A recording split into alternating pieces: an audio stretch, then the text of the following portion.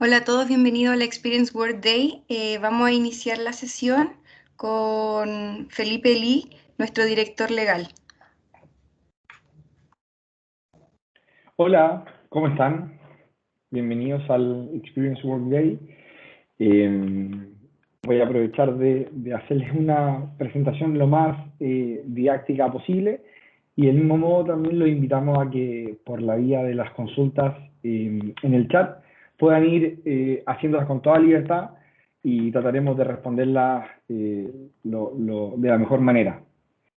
Voy a proyectar la presentación que preparé para hoy. Perfecto.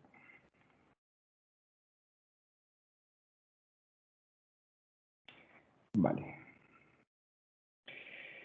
Bueno, el Experience Workday, este es específicamente de legal. ¿Qué significa este Experience Workday? Bueno, básicamente una iniciativa global que viene del grupo ADECO, que es una empresa suiza multinacional y que tiene cobertura en más de 60 países a nivel mundial.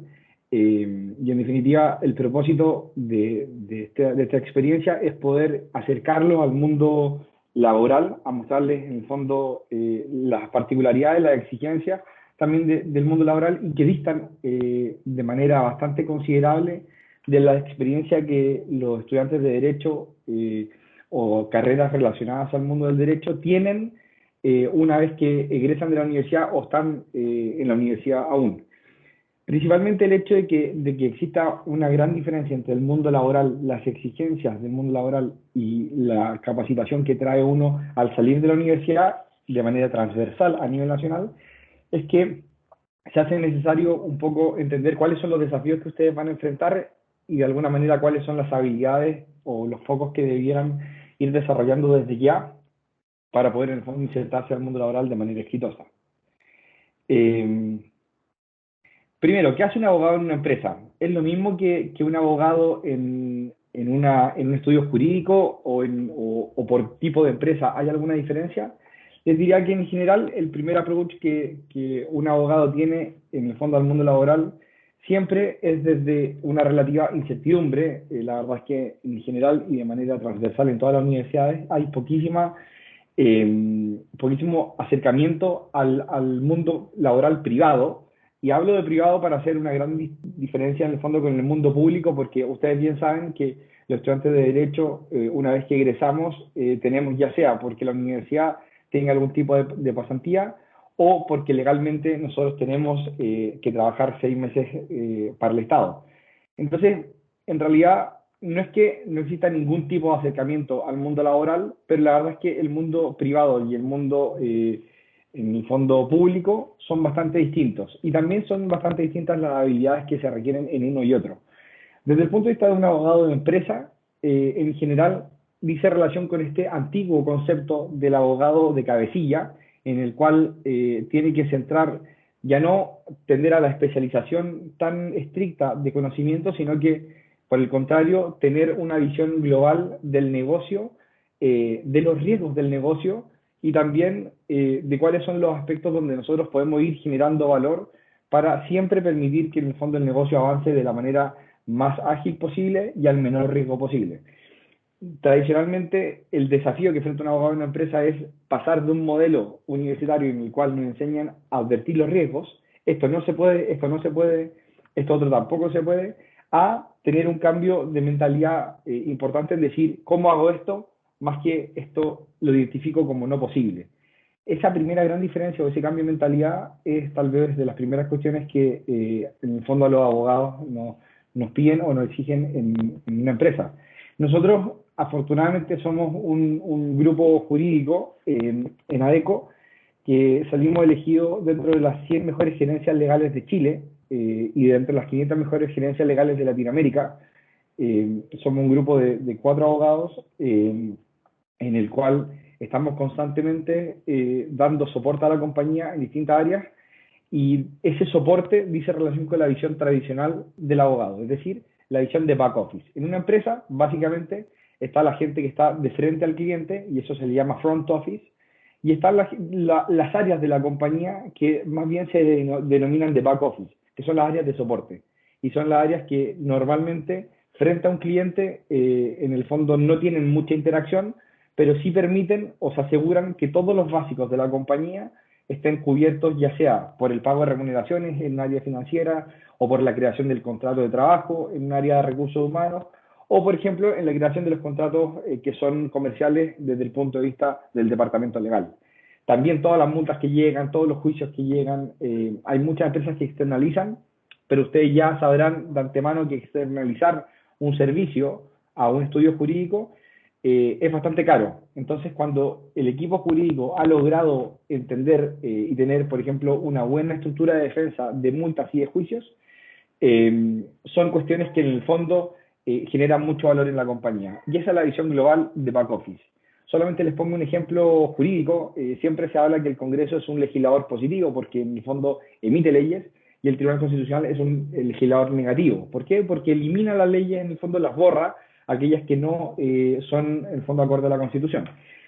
Si ustedes lo ven desde el punto de vista de una empresa, hago el símil con esta analogía, existen un montón de servicios que la empresa lo que hacen es que generan ganancia y que esa ganancia siempre se le tienen que descontar todos los costes de la empresa para poder generar la ganancia. Me explico, o sea, la empresa vende un servicio por 10 millones de pesos, pero para poder vender ese servicio tiene que pagar 9 sueldos. Entonces, por ejemplo, solamente la ganancia neta o libre de todo tipo de costes es de 1 millón de pesos. Si se dan cuenta, el esfuerzo que hace la compañía para poder generar los 10 millones de pesos son bastantes. Desde ya son de varias personas, varias remuneraciones y procesos. Cuando una multa llega a la compañía, es como si se borrara de la ganancia neta, o sea, de la ganancia que ya se le han desprovisto todos los costos necesarios para poder obtenerlo. Por eso es que la labor de un abogado, al eliminar riesgo o al eliminar multas o juicios que nos interpongan, en el fondo, por cobro de prestaciones y demás, lo que hacemos es generar valor en la línea más importante del coste de la compañía. Y esa es la visión tradicional de back office. Adicionalmente a eso, y es la que más me gusta a mí, es la visión de front office. Y es una visión muy moderna en la cual el abogado va directamente frente al cliente.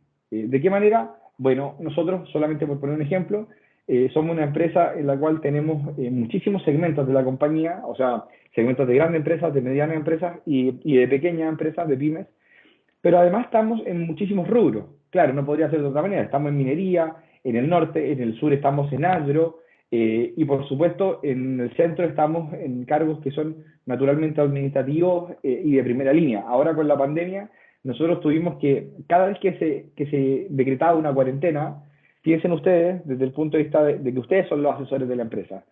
Se decreta una cuarentena y se decreta la cuarentena primeramente en Ñua, en Las Condes y en Providencia. Todos los clientes que ustedes tengan en esa empresa, por supuesto, se van a acercar al abogado de la empresa y le van a decir, oye, primero, ¿soy o no soy una empresa esencial que pueda trabajar? Si es que lo soy, ¿qué requisito necesito? ¿Tengo que sacar algún permiso? ¿Tengo que...? Y piensen ustedes que en el fondo nosotros venimos de un bagaje o echamos manos a un conocimiento que traemos desde la universidad y que no necesariamente es actualizado. Y en este punto en concreto, en el caso que les menciono de la pandemia, todas las empresas, todos los grupos jurídicos, estudios jurídicos, en el fondo que asesoran empresas, se vieron enfrentados a una ley transitoria que surgió o que se dictó en el fondo en abril de 2020, tuvo una modificación en junio del 2020 y que el fondo iba a durar hasta septiembre y ahora se prorrogaron algún efecto hasta marzo. Todos esos elementos de la ley han sido los que han permitido que las empresas trabajen, porque en el fondo nosotros somos los que hemos creado los permisos colectivos. También en el fondo hemos hecho muchísimo lobby con las distintas autoridades, solo a modo de ejemplar. Ahora el 28 de septiembre salió una nueva ley que es el famoso subsidio al empleo, y en cargos hasta 500.000 pesos, el Estado 250.000 pesos. O sea, tú podrías poner a trabajar a una persona que gana 500.000 pesos por 250.000 pesos coste empresa. La persona sigue recibiendo el monto total, pero coste empresa tiene un subsidio de parte del Estado. Cuando surgen este tipo de leyes, a nosotros de hecho nos ha ocurrido, nosotros lo que hacemos es vemos primero, lo leemos, lo entendemos, vemos si es que es beneficioso o perjudicial para nuestros intereses y frente a esa situación tomamos distintas determinaciones. Las que tomé yo con el departamento legal fueron pedir una reunión de lobby con el Ministerio del Trabajo y pedir una reunión por lobby con CENSE y además con el Ministerio de Hacienda, con el ministro Briones, porque hay ciertas indicaciones que atañen a las grandes empresas que las pidió directamente el presidente Sebastián Piñera y que el ministro Ignacio Briones en primera persona también estaba empoderado para poder llegar hasta las últimas consecuencias con esa indicación. A nosotros, si es que nos afecta desde el punto de vista legal, tenemos que entonces poder decir cuáles son las herramientas que tenemos a mano, como la ley de lobby, en la cual podemos presentar nuestros requerimientos y de esa manera, en el fondo, estar ya en el front office, o sea, de cara al cliente. Ya el cliente no solamente tiene el link o como vínculo con el comercial que le va a ir a vender un servicio, sino que directamente está el área legal frente al cliente diciéndole, tranquilo, yo te voy a asesorar, yo me voy a preocupar de que tu servicio, de que tu empresa funcione y lo voy a hacer como parte del servicio que Adecco te brinda. Entonces ya estamos cambiando de una visión de back office tradicional a una visión de front office que además es la que a mí más me acomoda y creo que es de las que en el fondo son más atractivas para las empresas. Por supuesto, y viene como figura añadida, si estamos en el front office, ya estamos generando valor a la compañía, porque en definitiva pasamos de vender un servicio a vender un servicio que además está en el fondo acompañado de una buena asesoría legal. Y eso, créanme, para los segmentos de mediana empresa y de pequeña empresa es un valor añadido gigante y que no lo hacen todas las compañías. ¿Por qué no lo hacen todas las compañías? Porque entre otras cosas todavía existen muchas generaciones de abogados de empresas que tal vez son más tradicionales, no quiero con esto decir que son mejores o peores, sino que evidentemente responden a un modelo más tradicional donde el abogado en realidad era una persona que asesoraba, pero asesoraba de manera de back office, asesoraba a las personas que iban al front, o sea, asesoraba directamente al comercial o a quienes estaban de cara al cliente. No existía esa generación de valor para entender que, oye, si estas personas que están asesorando directamente al comercial, para triangular una respuesta, la ponemos directamente frente al cliente para que en el fondo le genere valor, es algo que a nosotros nos ha dado muy buen resultado, a nosotros y a muchas empresas, digamos, pero en general los grupos de empresas, los grupos legales de empresas que han sido premiados como dentro de las 100 mejores gerencias legales de Chile, son en la gran mayoría grupos que han entendido que deben meterse en el fondo con ese bichito comercial en la generación de valor del servicio que estamos prestando. Por supuesto, tal vez uno de los puntos que me parece más importante es nosotros ser una especie de arquitectos. Y arquitectos desde el punto de vista contractual. O sea, nosotros cuando llegué a la compañía hace un par de años, existía en el fondo una pirámide en la cual se le muestra a la empresa dónde, en qué parte de la pirámide de la compañía nosotros le prestamos servicio y dónde le generamos valor. Y lo primero que me pregunté es, bueno, ¿y esto cómo lo hacen? ¿Llevan la misma pirámide a todos los clientes? ¿Le hacen la presentación y en definitiva vendes el servicio? ¿O tú lo que haces es entender la pirámide del cliente? O sea, vendemos un servicio ad hoc. Y por supuesto la respuesta natural fue, siempre lo hemos hecho de la misma manera, llevamos la pirámide de Adecco. Pongo el ejemplo de Adecco en el fondo solamente por hacerlo algo más familiar, pero en realidad esto es algo que es transversal a todos los servicios jurídicos. Cuando nosotros tenemos, por ejemplo, un servicio legal donde decimos, oye, yo, por ejemplo, pensemos en una cobranza judicial. Este es mi protocolo de cobranza, este es el coste que tiene este protocolo de cobranza y lo hago en estos plazos. Quizás la empresa necesita, por ejemplo, que se acomode en condiciones crediticias distintas, seguridad desde el punto de vista de la responsabilidad, grados de exigencia o de diligencia exigible. No es lo mismo responder por culpa lata o responder por culpa grave, naturalmente, o por culpa leve. Por supuesto que en cada uno de esos grados de diligencia exigible, nosotros tenemos que en el fondo entender y poder ponderar los riesgos. Los riesgos no se ponderan nunca a ciegas, o sea, siempre hay que atender a un tipo de servicio en concreto y a los riesgos inherentes al propio servicio.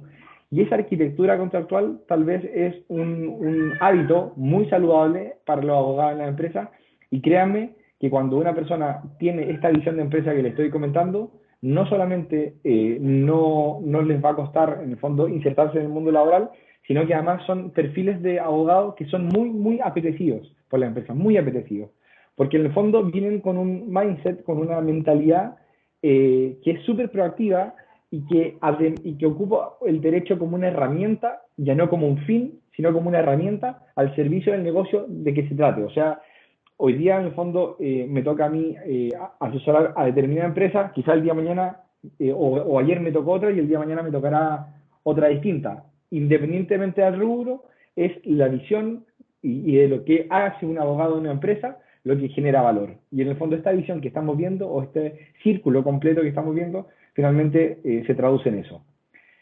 Por último, como a grandes rasgos, ¿qué hace un abogado en una empresa? A mí me gustaría terminar en el fondo este slide con una palabra que es facilitador. O sea, el abogado debe facilitar.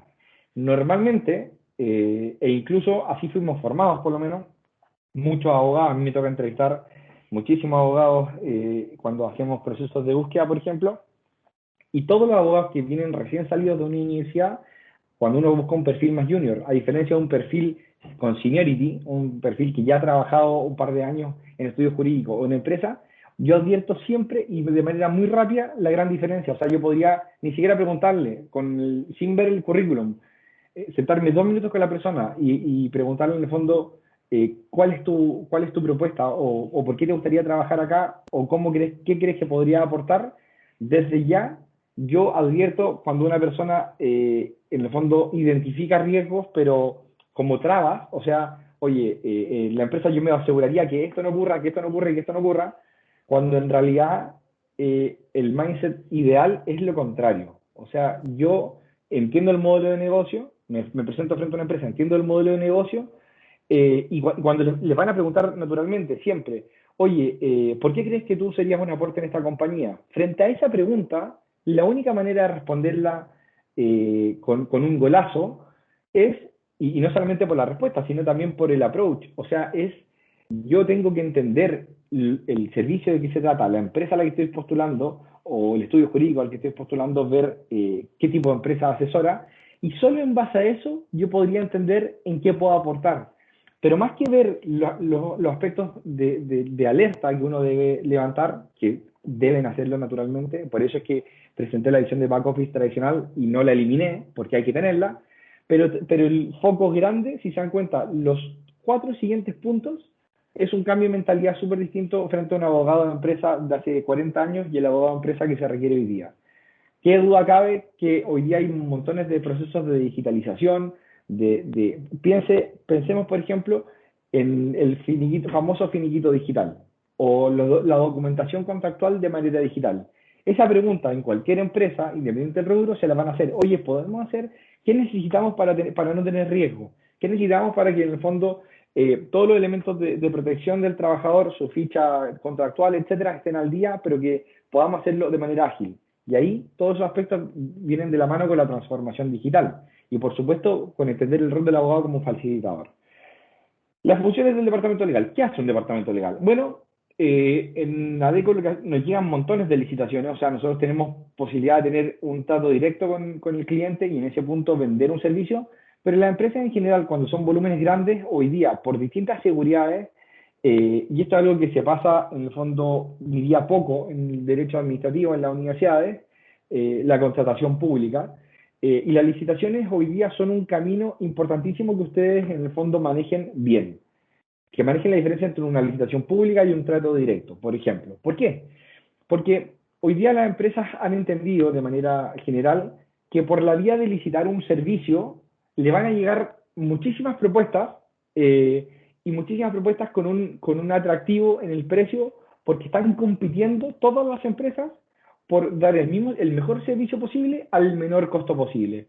Por eso es que hoy día las empresas, más que llamar directamente a DECO, oye, me gustaría, que también ocurre, pero en menor medida, más que llamarle y decirle, me gustaría que me cotice un servicio con estas características, dicen, hago un llamado a licitación pública, estas son las condiciones, necesito, por ejemplo, 50 personas que hagan determinadas funciones. Bueno, ¿y qué es lo que hace ADECO? Como todas las empresas que participan, postula el mejor servicio posible al menor costo. Por eso es que hoy día manejar licitaciones, si bien es un capítulo del derecho administrativo que incluso algunas veces se maneja poco o se le advierte poca importancia porque se piensa que estamos siempre en el marco de una contratación pública o de una contratación con el Estado, les comento que no.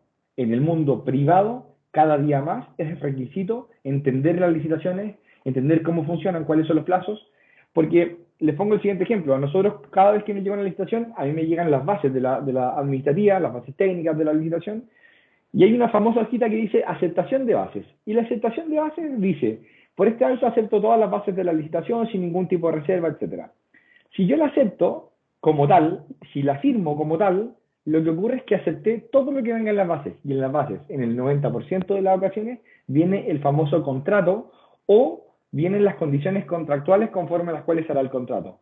Si yo no hago reservas en ese documento, si no digo adeco, acepta las bases, pero se reserva el derecho de poder revisar las condiciones contractuales, etcétera, de proponer cláusulas en materia de responsabilidad, después no tengo cómo, en el fondo, alegar, porque, entre otras cosas, para poder participar en una licitación, me piden una garantía de seriedad, que en algunos casos llega a cifras millonarias. O sea, perfectamente en una licitación con una empresa, con una gran empresa de retail de Chile, podrían pedirme una boleta de garantía de 80 millones de pesos. Y imagínense ustedes que ustedes son los abogados que les llevó las bases, que aceptaron las bases sin ningún tipo de reserva, porque no manejaban en el fondo o no tenían en consideración esto que les estoy comentando. Es el primer golazo en contra que uno puede recibir, porque en el fondo, cuando quiera hacer alguna modificación del contrato, el cliente que sí lo va a manejar, porque así lo hacen, te va a mirar y va a decir, lo lamento, usted ya firmó el documento, usted aceptó todo y ahora ya no puede discutir el contenido de las cláusulas. Por eso es que es importante, les quise presentar como primer punto las licitaciones. Mucho ojo con esto, hay que manejar en el fondo de las licitaciones públicas, los plazos, etcétera. Solamente para terminar el punto de las licitaciones y por qué es importante en el fondo que este rol del abogado sea un asesor en distintas áreas del derecho.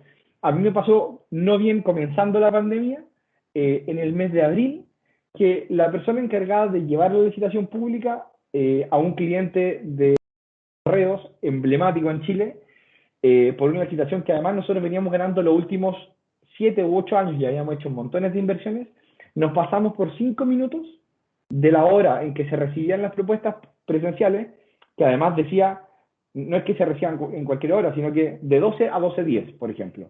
No se reciben a las 11:30 y no se reciben a las 12:11.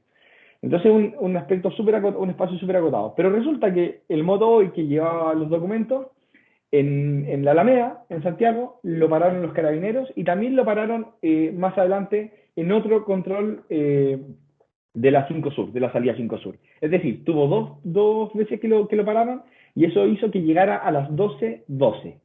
No a las 12:10, a las 12:12. Y por 2 minutos quedamos fuera de la licitación. Una licitación de más de 500 millones de pesos. ¿Yo qué hice? Bueno, me puse a ver la base de la licitación y en la base señalaba que la apertura para la entrega, en el fondo del horario, para la entrega de la propuesta, comenzaba a las 12 y se cerraba a las 12. Entonces, yo pregunto, bueno, ya que aparece tan taxativamente que parta a las 12 y termina a las 12, entendería yo que así como yo llegue a las 12:12, quien llega a las 12:12, a las 12:001 también está afuera. Claro, porque en el fondo, si empieza a las 12 y termina a las 12, hay menos de un segundo para entregar las bases, o sea, la propuesta comercial. Esto que parece tan ridículo, no lo es. De hecho, nosotros presentamos un recurso en contra de ese proceso licitatorio y lo ganamos.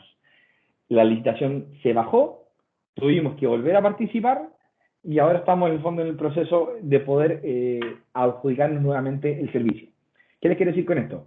No solamente para cumplir frente al cliente, sino también para saber qué hacer frente a cuestiones que en el día a día ocurren, que son, por ejemplo, que lleguen 2 minutos tarde. Desde el punto de vista de los documentos legales que hace una empresa, también hacemos naturalmente todos los contratos laborales, los contratos generales de cualquier tipo, anexos y los contratos comerciales. Y dejé como creación y revisión, toqué 2 veces los contratos comerciales y generales. ¿Por qué?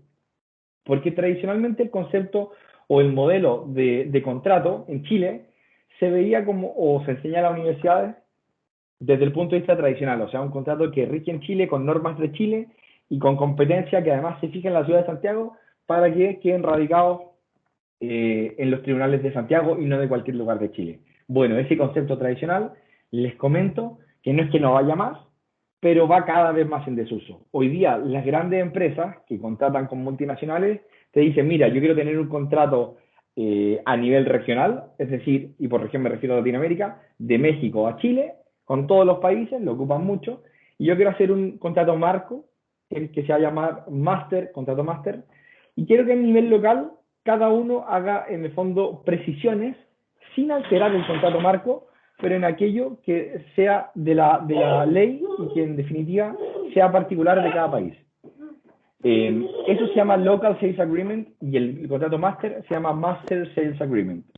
¿Eso qué quiere decir? Que nosotros, por ejemplo, tenemos que tener muchísimo foco en algunas normas internacionales que hoy día están quizás más en uso que algunas normas locales. Por ejemplo, protección de datos, el GDPR europeo, las normas mexicanas de protección de datos o de Estados Unidos, de Delaware. Si nosotros tenemos o entramos al mundo laboral conociendo normas de protección de datos como el reglamento europeo, dado que estas tienen extraterritorialidad y cada persona que contrate con una empresa donde le rijan estas leyes también le rigen, a nosotros al ser una empresa suiza, desde ya, con cualquier contrato que trabajemos, tenemos que manejar el GDPR porque nos es aplicable. Como muestra de botón, hace 2 años a Google le pasó una multa del 4% de su facturación global anual. 4% de la facturación anual global es más que muchísimas empresas considerando su facturación global anual. Y esto fue solamente el 4%, que son las multas. Entonces, en el fondo, la función del departamento legal hoy día pasa también por estar siempre actualizándose en las normas que en el fondo nos puedan regir.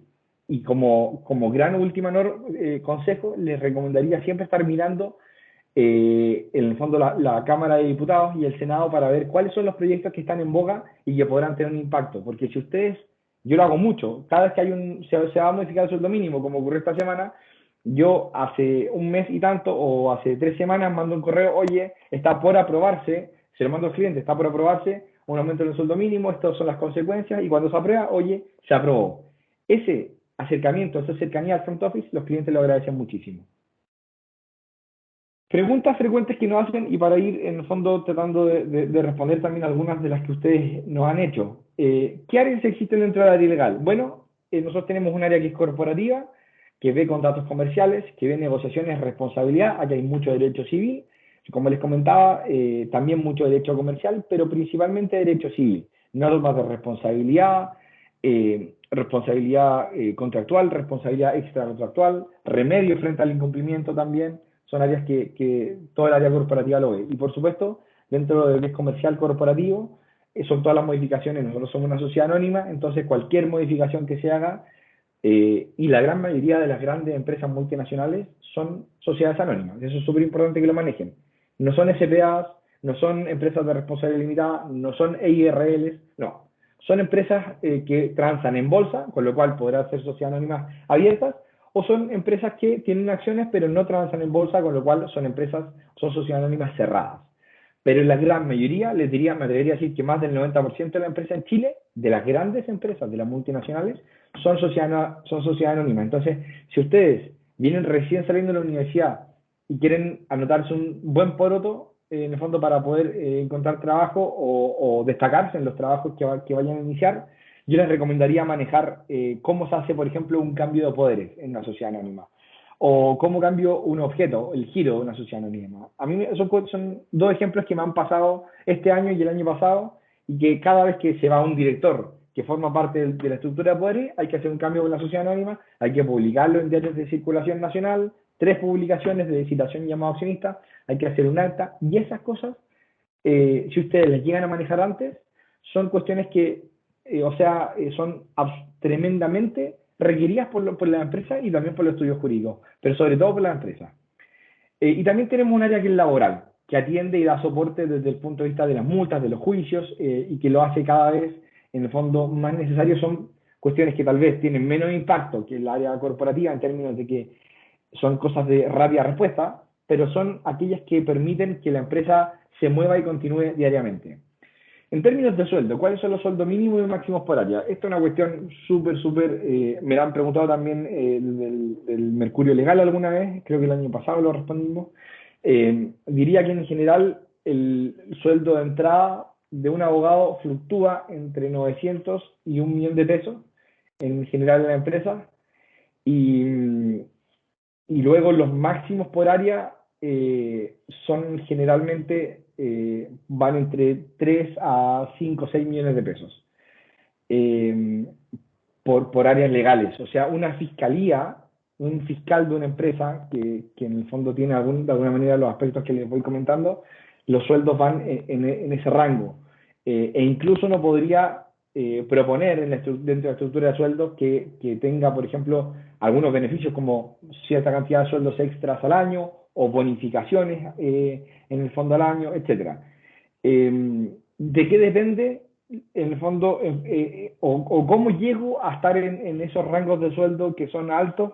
Naturalmente dice relación o está directamente relacionado con el valor agregado que uno le aporta a la empresa, pero en general se necesita una buena formación, en el sentido de que si ustedes consideran que han recibido una buena formación, podrían directamente empezar a trabajar. Y la formación, no me refiero a formación académica necesariamente, sino que tengan bagaje, que tengan, y tal vez más importante, y a pesar de que muchas veces se explica lo contrario, para entrar a trabajar, obvio que se ve en el fondo la universidad o cuáles son los posgrados que ha hecho, etcétera.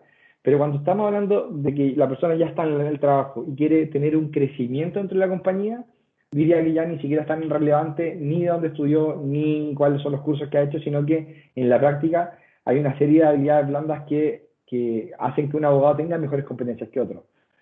Si a ninguno de ustedes, por ejemplo, le han pasado sociedad anónima, no pasa nada.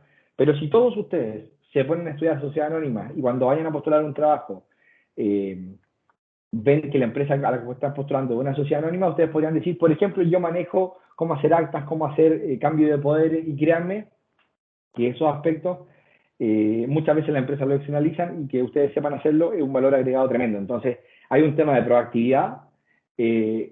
Por ejemplo, si ustedes son de esos abogados que están siempre revisando cuáles son los proyectos que podrían tener un impacto en el negocio y se le comunican en el fondo a sus gerencias para poder generar valor, también son aspectos que en el fondo uno valora mucho y que hacen que la persona vaya creciendo, vaya ganando autonomía y vaya ganando también expertise dentro de un área. Entonces, la experiencia se da por los estudios, pero también por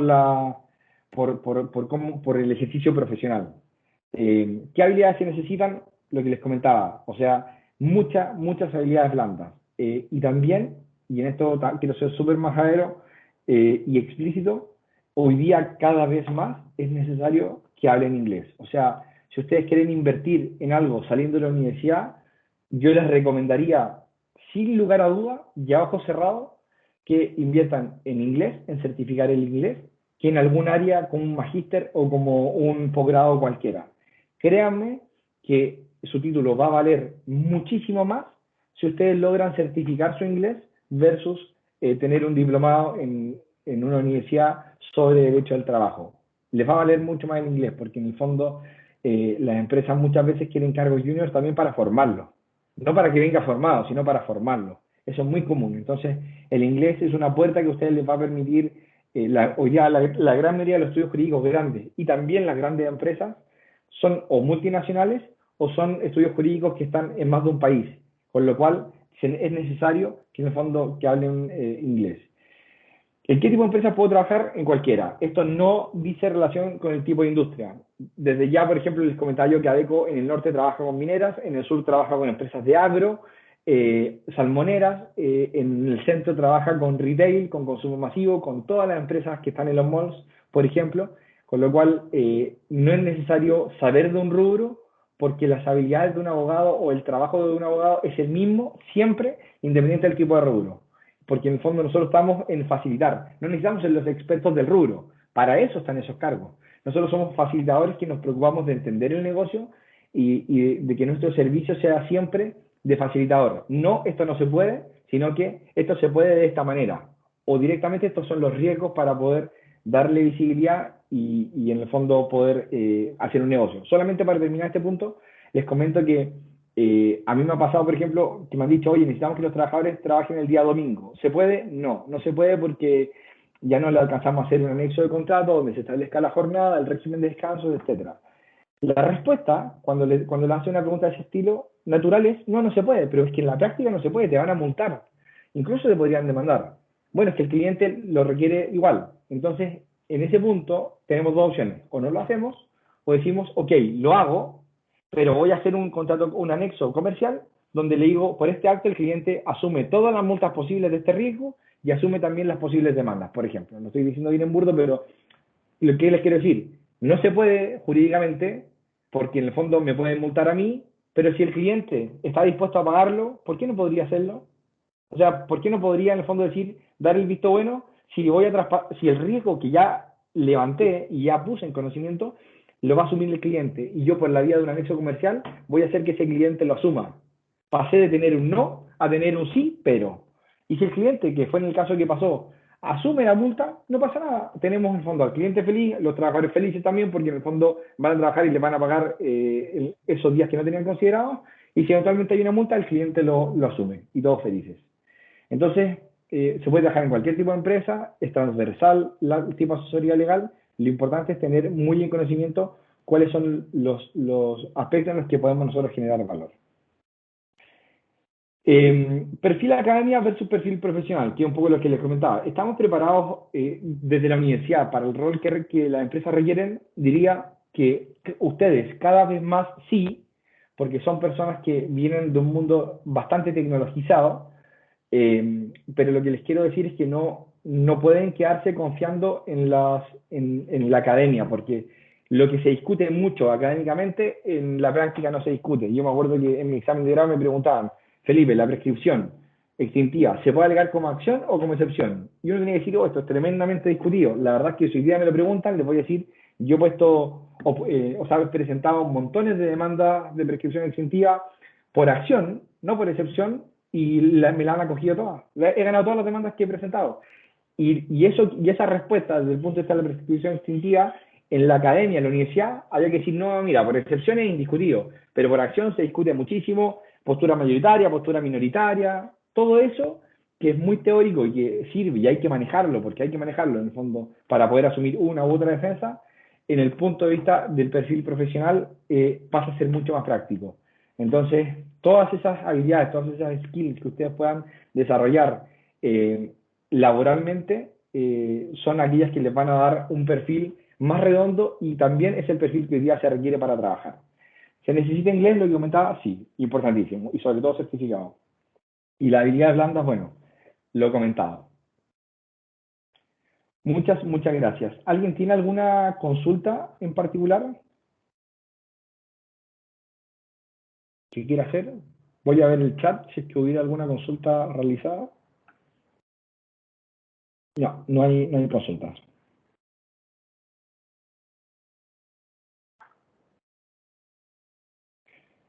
Eso, bueno, muchísimas gracias por haberse unido a este Experience Workday. Cualquier duda adicional que ustedes tengan respecto de la ADECO, del tipo de empresa o algo que haya quedado en tintero, también por favor sean bienvenidos de hacerla y nosotros en la medida de lo posible trataremos de ir respondiéndola. Gabriel, por favor, levantaste la mano, cuéntame. Muy buen día, Felipe. Te habla Gabriel Cedeño del equipo de Compliance de Nestlé Venezuela. Tengo una duda. La figura del oficial de cumplimiento, ¿cómo figura en Chile? ¿Qué avances ha tenido? ¿Qué retos presenta? Quiero saber sobre esa figura en Chile. Gracias. Perfecto, te agradezco la pregunta, es muy buena. Hoy día el compliance es una materia que, como les comentaba, así como data protection y compliance, son figuras que están cada día más necesarias en las empresas. Diría que las grandes empresas todas tienen en el fondo figura de cumplimiento. Y primeramente pasa la figura, bueno, en general se establece ya sea desde el área legal o desde el área también de control interno o auditoría de las empresas, que puede ser la misma dualidad que tenía este encargado de relaciones laborales, que tenía un pie en el área legal y un pie en recursos humanos, pues la figura de oficial de cumplimiento tiene un pie en auditoría y en legal. Y en Chile hoy día, sobre todo en las multinacionales, es un cargo que es tremendamente relevante porque no solamente por lo que es de compliance, sino que también lo que es de ética.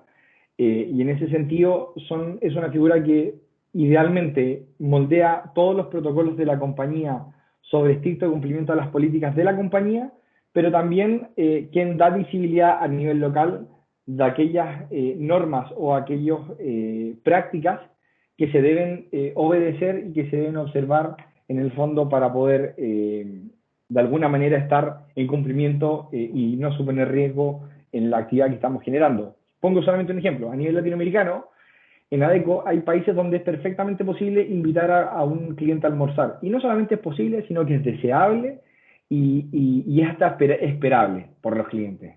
Y tenemos otros países dentro de Latinoamérica, que es bastante variopinto, en el cual invitar a almorzar a un potencial cliente nos podría suponer un riesgo legal enorme por alguna política, en el fondo, que sea contra las normas de compliance del grupo.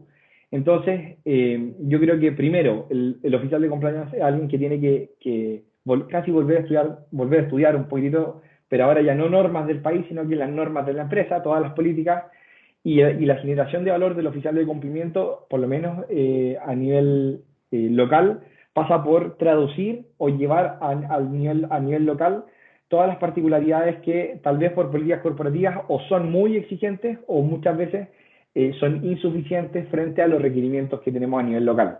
Yo siempre prefiero, si me preguntas, cuando existen estas diferencias, yo siempre prefiero, como área legal, elevar las exigencias corporativas de compliance, a pesar de que a nivel legal no sea necesario, porque creo que elevar ante la duda, siempre yo en el fondo prefiero que se eleve la exigencia para poder estar alineado con el grupo y de esa manera, en el fondo, tener un mejor servicio. Creo que en general, además, las trabas que se ponen por compliance, por ejemplo, no dar nombres de cliente, por eso, de hecho, yo en este mismo relato decía, tenemos algún cliente importante en el rubro, pero no digo su nombre. Los clientes en general, cuando uno le presenta trabas, que muchas veces en Chile es un mercado bastante nuevo en este punto, de hecho a nosotros nos dicen, ¿con qué clientes trabajas de mi segmento? Es que no te lo puedo decir. Pero no te lo puedo decir porque en el fondo va en contra de nuestras políticas corporativas de confidencialidad, de protección de datos si es que están mandando a alguna persona. Y en general, el cliente, cuando uno tiene altos estándares de compliance, lo valora muchísimo más que el desagrado que uno no le responda con qué empresas trabaja, porque ve que es una empresa con estándares más altos incluso que los legales del país. Así que espero haberte respondido. Es muy buena pregunta y hoy día la verdad es que cuando las figuras legales tienen manejo además de materias de compliance, también son un valor agregado muy grande. Muchísimas gracias, Felipe. Muy agradecido con tus aportes. A ti, Gabriel.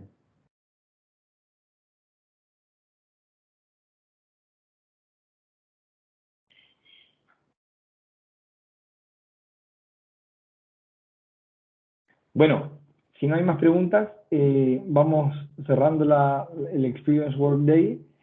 Muchas gracias nuevamente por haberse conectado y como les decía, si les queda alguna pregunta en el tintero o si quisieran que sigamos discutiendo algún tema o tienen alguna duda en particular, por favor háganla llegar y en la medida de lo posible los vamos a ir contestando para poder también aportarles. Creemos que esta instancia es una instancia de aporte importante. Todos nos hemos enfrentado por primera vez a la búsqueda de trabajo, al mundo laboral, y creo que también estos desafíos que les hemos comentado les van a ayudar a tener una mejor primera experiencia. Muchas gracias.